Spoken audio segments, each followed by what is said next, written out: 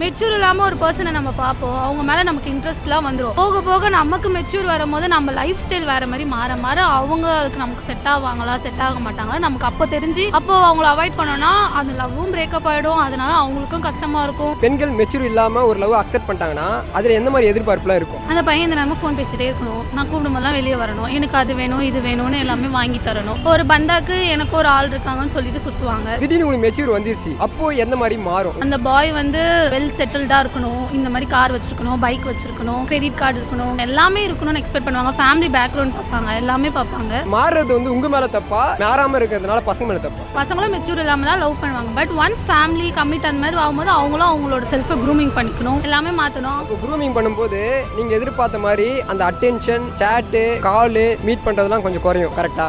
குறையும் தான். ஒன்ஸ் குறையும் போது அதே மாதிரி நீ இல்ல அப்பெல்லாம் நீ என்கிட்ட எவ்வளவு நேரம் பேசுவ. நான் மாறல, ஆனா நீ மாறிட்டல்ல.